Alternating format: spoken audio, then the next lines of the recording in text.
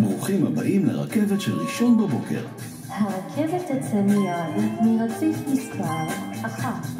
כולם ממהרים, עייפים, ובעיקר צריכים להיות מנומסים. הבת שלי סמנכ"לית הנדסה בהייטק, מפתחת אפליקציות. אני עוזר לה עם הילדים, את מבינה? מדהים, לא יכולה לפתח אפליקציה שתגדל גם את הילדים.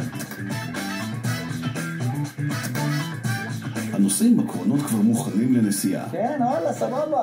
לא, את לא מפריע, אפשר לדבר. נהגוס, מה איתך? הורדתי את הזבל כי ניירתי לעבודה. אמיתי, נו? אז לאחר שביצע את ממשק העבודה עם הפקח ובדק במסכים את מצב הרציף, דורון מתחיל להאיץ החוצה מהרציף. רגע, לא בכל מחיר. האצה חדה מרציף מורגשת מיד בקרונות, וברכבת חשמלית במיוחד. אז איך כן? נשלב את ידית הנ"ב בהדרגתיות עד למהירות המרבית המותרת.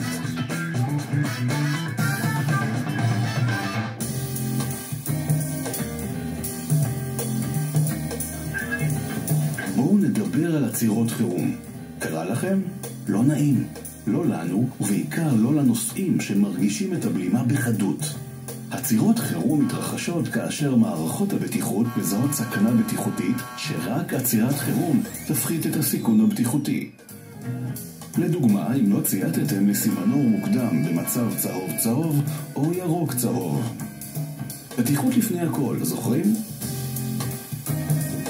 הקפידו על תגובה קבועה למערכת הערנות, על ציות למצב הסימנור בקטע ועל תגובה מהירה ורלוונטית למערכת האינדוזי. הרכבת תיכנס מיד לרציף. חשוב לזכור שהיערכות נכונה לקראת עצירה מוחלטת ברציף מתחילה עוד בקטע הנסיעה. אם לא נערכנו מראש, אנחנו מסכנים את הנוסעים פעמיים. פעם אחת נאלץ לבצע בלימה חדה שתטלטל את הקרונות ואת בטיחותם של הנוסעים.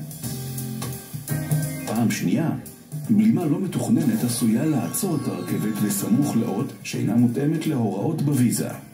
את התוצאה אנחנו כבר מבינים. חלק מהקרונות עשויים לעמוד מחוץ לגבולות הרציף, ואנחנו לא רוצים לפתוח דלתות במצב כזה. אז איך מבצעים עצירה חלקה? כבר לקראת הכניסה לרציף נתחיל לסגור את ידית הנ"ב בהדרגתיות, כך שהבלימה תהיה מדורגת, יעילה ובטיחותית. הרכבת בעצירה מוחלטת.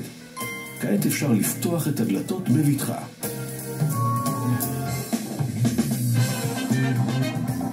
בני כבר בדרך ללמד את הנכד לשחק בלי מסכים. ומה אנחנו למדנו? שהדרך חשובה לא פחות מהתוצאה.